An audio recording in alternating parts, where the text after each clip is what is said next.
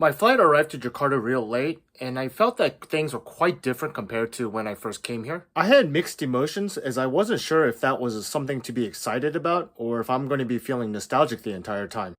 Did you ever have that feeling where you traveled somewhere and then return after many years later and you have confused emotions? That's what I was going through. Anyway, I checked into my hotel around midnight and I was really exhausted. All I did was unpack lightly and went to the convenience store right down the street from my hotel to get some quick drinks. I was planning to just sleep in late and plan my day accordingly on how I felt. Since I was going to be there for 3 weeks, I didn't want to rush things, but that didn't happen. I was hoping to sleep a little late to around 9 to 10 a.m., but I ended up waking up around 7 a.m. and I actually felt okay. I just needed some strong coffee. I'm the type that first thing in the morning I need some caffeine because if I don't, I get a massive headache. This actually caused a problem for me during my trip, and I'll get into that in a later video. After my morning coffee, I just decided to head out for a run. I was just too anxious and excited to be back. Also, I really wanted to see how the running community is here.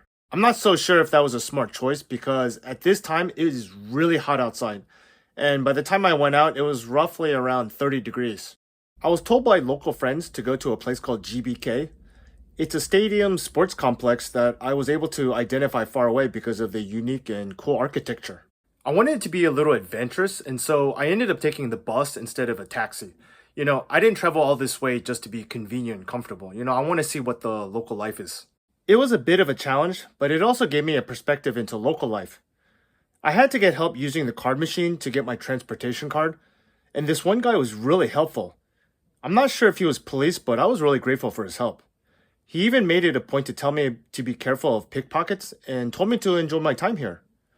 Can any locals confirm if this is an issue there? This is an interesting topic because later on I was told by local friends to be careful about certain theft crimes, which I'll talk about later on.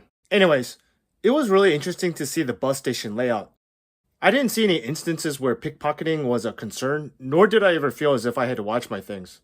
They had workers making announcements through a mic, and the times that I needed help from them, they were really nice and helpful.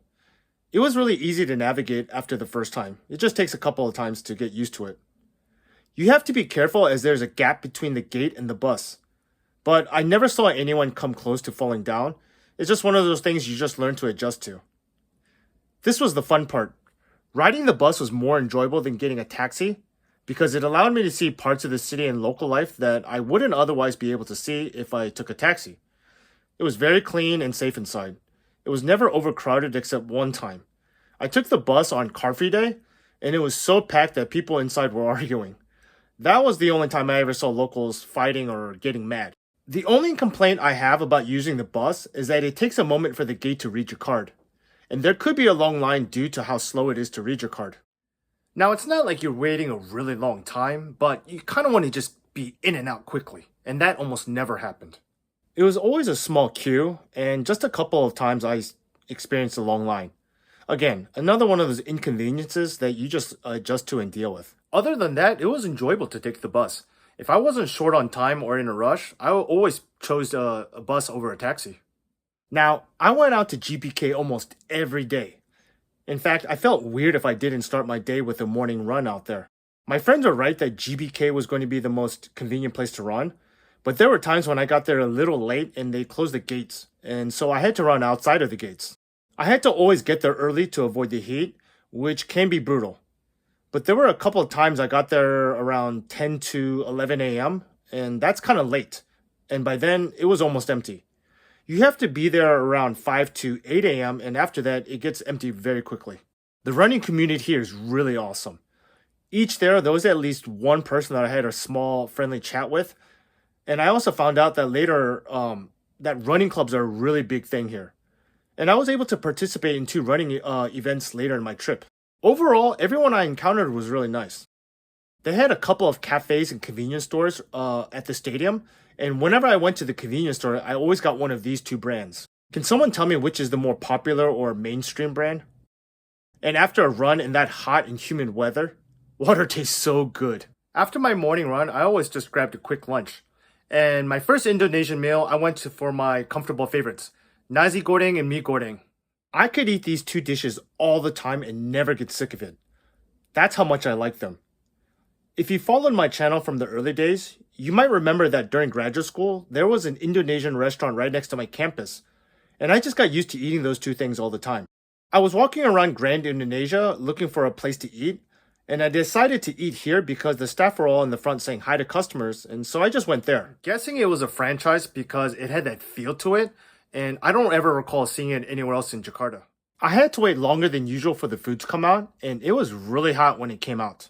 It was in the food court, which means that seating is first come, first served, and at that time, there were a lot of seats left, so I sat where I wanted comfortably. But if you get there during lunch or dinner time, it's really hard to find a seat. Now, it tasted a little different from what I'm used to. And I'm not sure how it's different because I've been told by my Indonesian friends that I've eaten at way too many fusion-style Indonesian restaurants where they cater more to the local taste. So I'm still not sure what authentic taste is. Even after that, I was still hungry. And so I went out and got something that I haven't had in a really long time. This is the first time I've seen a Dairy Queen in maybe 7 to 8 years. I love the Oreo Blizzard.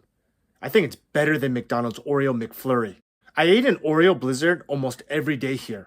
I would eat it comfortably at the sidebar table and have small friendly conversations with the workers there as I saw them almost every day. And there's a funny story that happened to me here.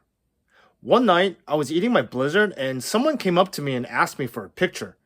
And when I looked confused, he would ask me what my name was and then walk away. At first, I thought he mistook me for someone else, and so I just brushed it off. Later, that same thing happened to me, and then she asked me if I was Bobby. And I said, my name's not Bobby. And she just walked away back to her table. I asked her why she asked me if I was Bobby, and that's when I finally learned what was going on. Now, I don't think I look anything like him, but it was funny because it happened a couple of times throughout my trip here.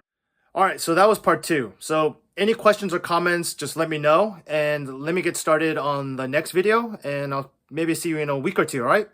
Bye.